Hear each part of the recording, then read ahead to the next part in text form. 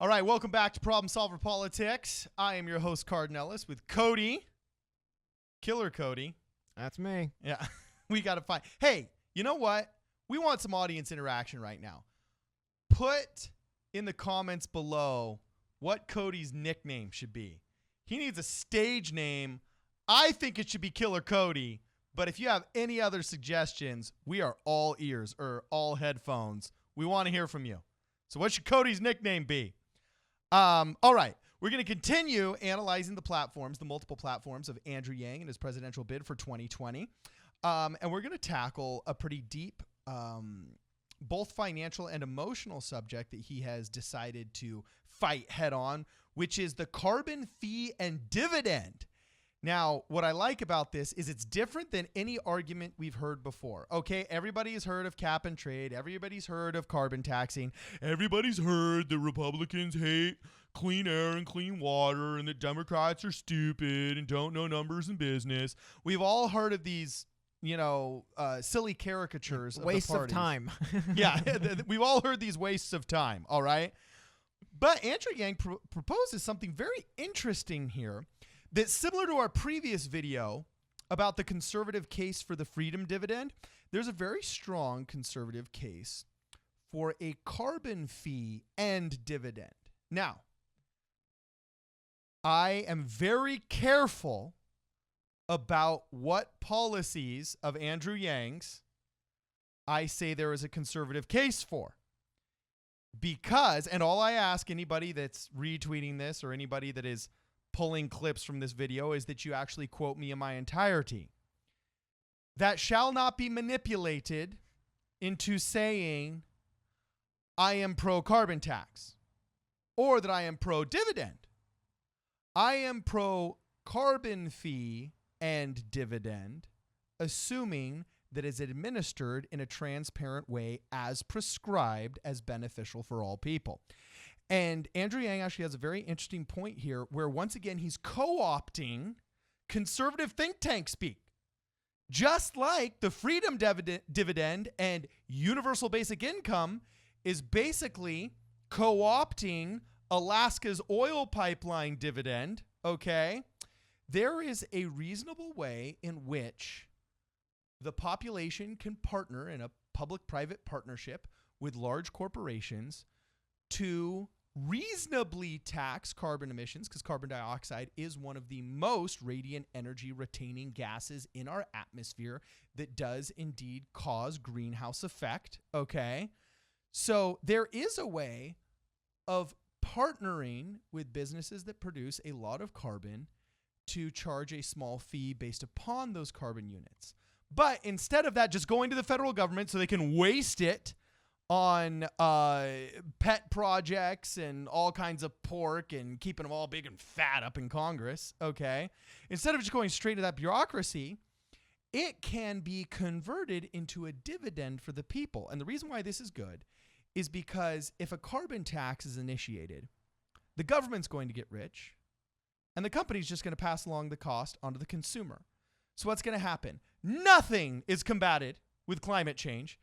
Somebody might get some couple $1 million to study it here and there. Some scientist might get a couple $1 million to build another robot that goes out into the stratosphere. But of the billions of dollars that it's going to generate, a fraction of it only is going to go towards the problem.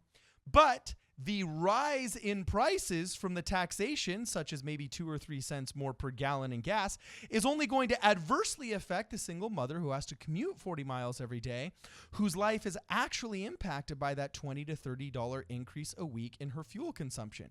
So generally, carbon fees, as has been proposed by the Democrat Party in the United States of America, have been wildly disproportionately negative towards minorities, women, single mothers, and all of these marginalized groups they preach to defend. And on the other side, we do have the climate change argument. Now, most of these climate change arguments are, I don't want to be inflammatory, but like fake news. Well, I have tough, a list man. here. It's really tough to kind of. I feel like it's one of those things where it's easy to kind of pick a certain individual aspect. I mean, for example, the polar ice cap's melting, right? You can take that and you can say it's a bad thing. It is a bad thing, but we can all agree on that. Yes, even though it's happened 7 times in the past 650,000 years. That's my larger point, is that I think as humans, we always tend to be very much focused on kind of our own time scale, hundreds of years. You get to like 1,000 years, we can't really even read this stuff anymore. It's tough to really know, because remember, Earth doesn't care about us. In a blink, we're gone. Earth doesn't matter. Or we don't matter to them. So yeah, the Earth matters. Doesn't matter. But what I'm saying is, it's always really tough to figure out what is us just being focused on our 500-year window, because the planet's been around for thousands and thousands and thousands of years. Like 500 years to the planet Earth is like minutes. So it's really easy for us to say, well, in 300 years something changes a degree or so, but that might. I don't think everyone really fully knows. Some scientists do, but it's tough. The fact that there's still a debate. There's a lot of stuff in science that comes out, and the debate's not really there that much. There's some, but there's still a pretty raging debate about what the extent of man-made climate change is. Well, that's the big that is the big argument. There is no argument that our climate is changing. Okay, we did have 7 ice ages. All right, the Great Salt Lake is the Great Salt Lake because there used to be a glacier there. All right.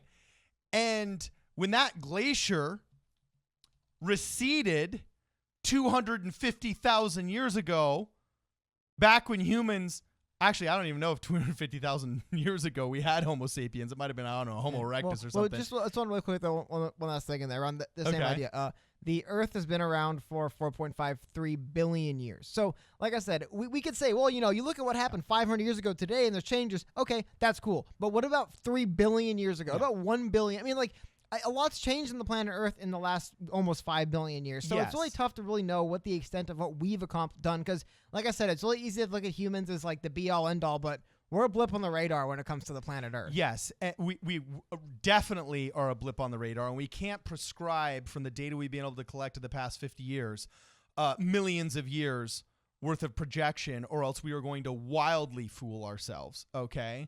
The reason why the Great Salt Lake, as I was saying, is the Great Salt Lake is because there was a glacier there, and then guess what? That glacier melted, and that whole entire glacier retreated all the way to the tippy top of Canada, and it wasn't because of the carbon emissions during the Iron Age. All right.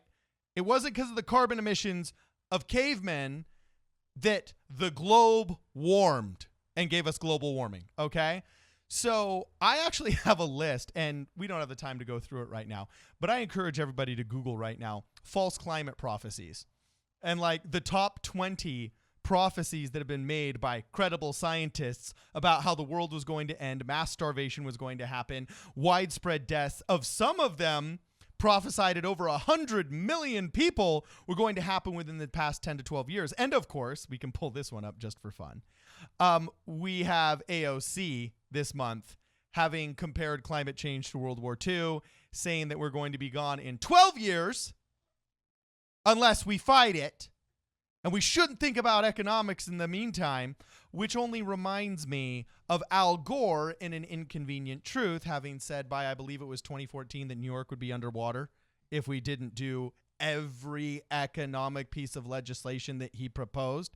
So basically, the reason why we're warming up to Andrew Yang is because in our nation, there's a dichotomy. There's good science that suggests we need to lower carbon emissions. Carbon is unique, and it retains heat from the sun far worse than any other gas. Second, I believe, is methane.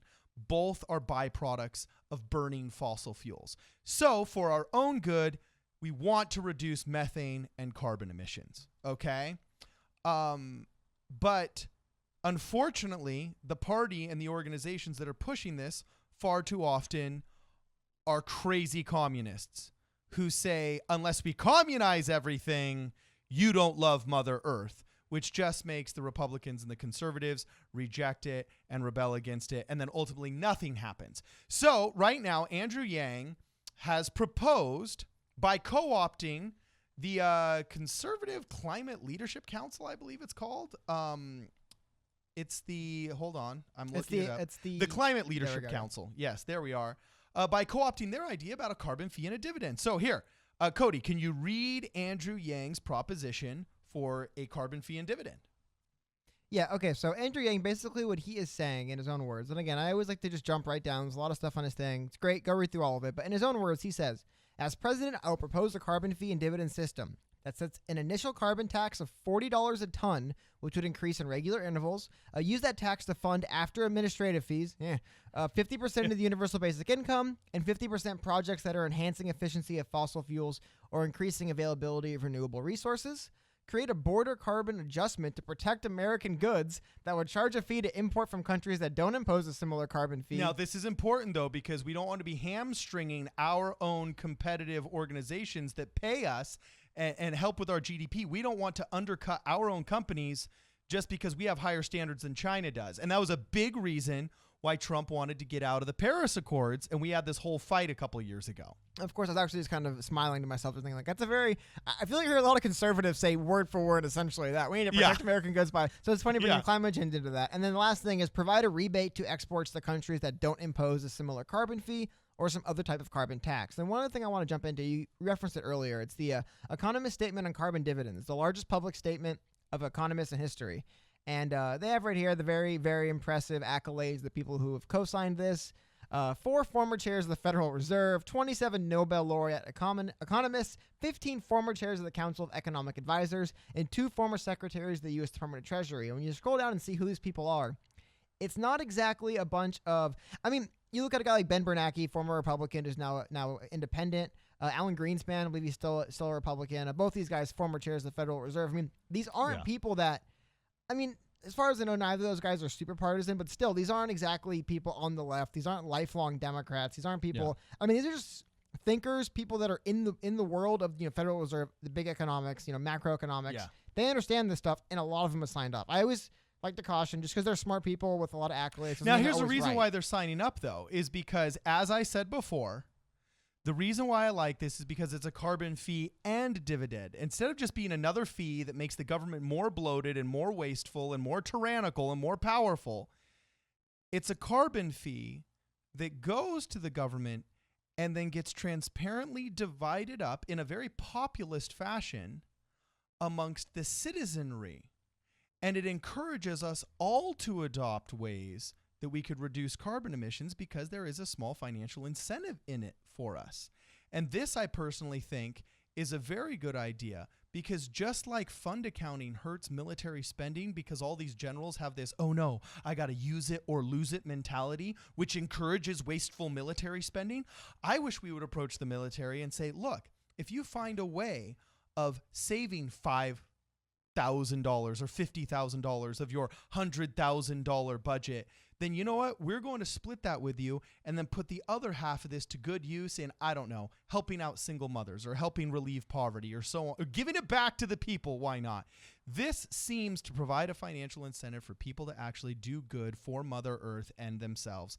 And so far, this, I believe, is a good idea. Once again, all sweeping pieces of legislation always have unintended consequences. I would want to see a sunset clause introduced into any kind of bill that was suggested here.